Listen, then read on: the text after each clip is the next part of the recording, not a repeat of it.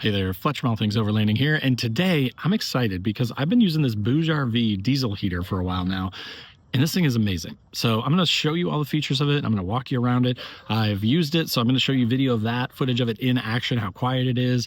The app, there's an app control for it, which makes it really fun to use, especially if you're up in a tent, it's cold outside. You can control temperature, turn it on and off, that kind of thing. So I'm going to show you all the features of this thing. If you are looking for a really nice, fancier style diesel heater that runs for a really long time, up to 50 hours on one tank of fuel, and has a lot of really nice premium features in it for a budget price, then this BougeRV diesel heater might be right for you. So again, if you want to learn more about this, stay tuned.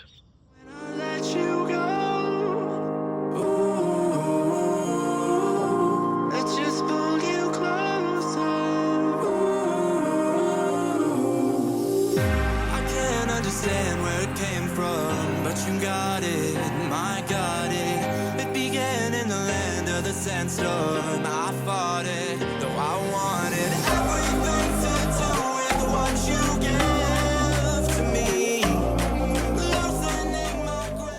Alrighty guys, so as I mentioned in the intro, today I'm going to be talking about this all new BougeRV diesel heater. Now this thing is a really interesting entry into the diesel heater world because there are quite a few diesel heaters out there, and I feel like most of them have kind of been recycled, versions of the same thing, right? There's a couple different styles, usually they kind of look like a PC or a computer.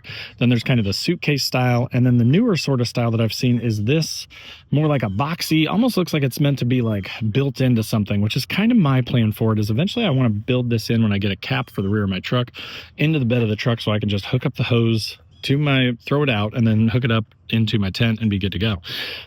But I like this style because of the stainless steel cover. You don't have to worry about rust or anything like that. It does have a bunch of removable screws, so if you did need to service it, it is serviceable, which some of these styles are not. You just can't take them apart. So they're kind of all in one, and then if something fails, you're just kind of out of luck. On the side here, you do have a fuel tank that will allow you to see where your fuel is at. Now, I ran this all last night, probably about 8-9 hours, and it's barely used any fuel, which you can't really see here because of the sun. But they claim that this thing will go for about 50 hours on a tank of fuel. I've only filled it up twice, and I've probably used it a total of 6 or 7 nights at this point. And again, I'm mostly full. I've got about 4 liters left of fuel after last night. So definitely seems to be pretty fuel efficient. I like these handles because these things are super sturdy, and the way that they just fold down. So again, if you were going to mount this in, let's say, the bed of your truck or something like that, you can mount this, put these things flat, and they're out of the way. But if you need them, you just pop them up. Again, they're super sturdy. This thing weighs about 22 pounds, so it's not super heavy, but it's not super light. But with those 2 handles on the top, it makes it really, really easy to move it around.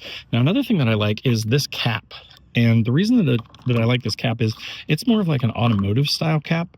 So unlike a lot of the caps that come on these things, which are just the cheap plastic caps, this doesn't allow fuel to spill. So if you're transporting this inside of your vehicle, or again in the bed of your truck or something, you don't have to worry about overfilling it or the thing leaking like a lot of the cheaper caps.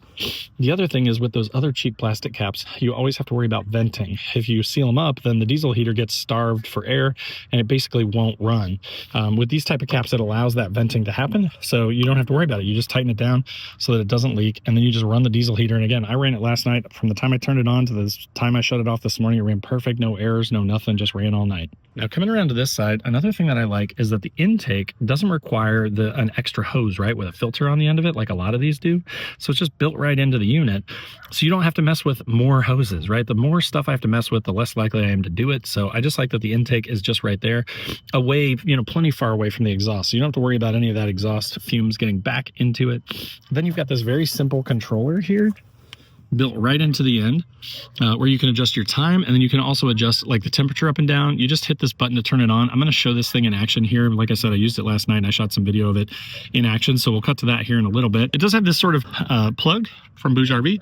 This is a style plug that I've seen them use before, but then I just hooked mine up to my lead time 320 amp hour battery last night, and I mean, this thing ran perfectly. I haven't even ever charged this thing. This thing is a brand new battery that I'm getting ready to use for my dual battery setup in my truck to upgrade from a 200 amp hour to a 320 amp hour, and it ran perfectly all night. It does take about 150 watts to start up, but then once it's running, it takes between 10 and 60 depending on how high you've got it. The lower you've got it, the less power it's going to take, the less fuel it's going to take.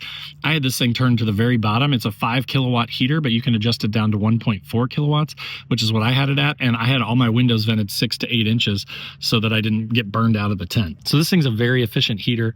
And again, I generally just set it and put it down to the base because it's still plenty hot for me anyways. Now, a nice thing about this unit that I really like is that BougeRV seems to be building like an app ecosystem for all of their electronic devices. And I'm going to show you that here in a second as well. But you can control the temperature of this heater. You can turn it on and off remotely from an app. And they also have a heated blanket that works with it. So as you get these things, if you kind of become a BougeRV user, then you can save these things basically in your app. And then you can select whichever one you want to use. You can control your heated blanket. You can control your diesel heater. And I just love that they make it really super easy to control this all from an app. So again, last night I'm up in the tent and I had it, I think, set to like 2.5 kilowatts and I was burning up. So I just got into the app, turned it down to 1.4 and adjusted it without having to get out of the tent, which was awesome. As far as warranty goes on this thing, that's another thing to mention. The BougeRV name, you know, they've been around for a while. And the nice thing is they give you a 2-year warranty on it. So the fact that they're a name brand that again has been around for a while and has decent support should give you peace of mind that you've got a 2-year warranty on this thing. So if this thing would fail, if you use it quite a bit and you have any problems, just reach out and they should be able to take care of you. Now, one more thing I wanted to point out is this exhaust. This is sort of your typical sort of style muffler, and it's under 70 decibels while it's running. And I mean, I can tell you, again, I'm going to show you a video here in a second, but this thing is really quiet when it runs. But one thing that I really like about this is that this exhaust actually screws in. I've never seen that before. So what I like is this is actually threaded. So watch this. So when you put this exhaust in, it threads right in there, screws right in, but you never have to worry about it falling off. And then, you know, the thing that's bad about that is then your exhaust fumes are coming out right here by your intake, and you definitely don't want to be breathing that air.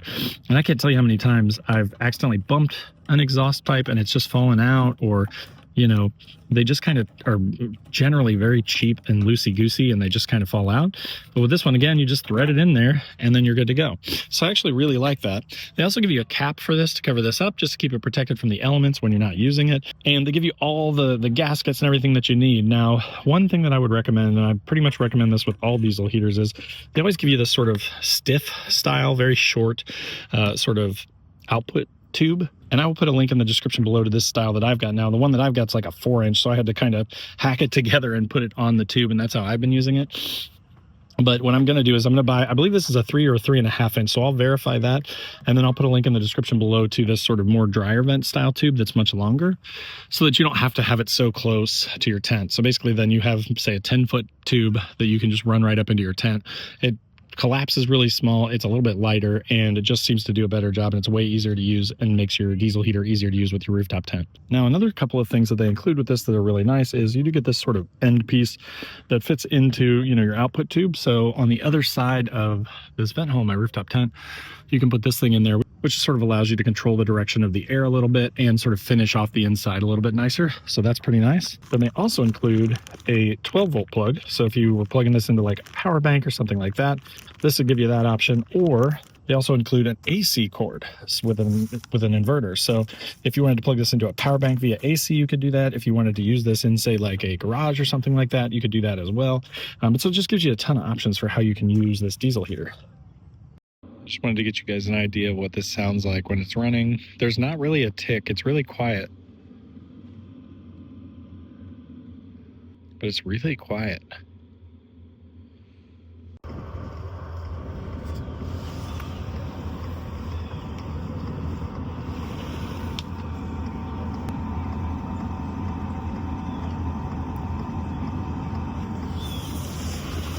All right, guys, so as you saw in the video, this thing is packed full of features. It's a really nice looking diesel heater too. You know, a lot of them look cheap and crappy, but this thing is really, really nice and has a lot of nice features. So the app is awesome, and I used it, you know, pretty much every time that I've used this thing, just because it makes it way easier to turn it on and off, control the heat. It got cold one night, kicked it up a little bit, get a little warm, kick it down.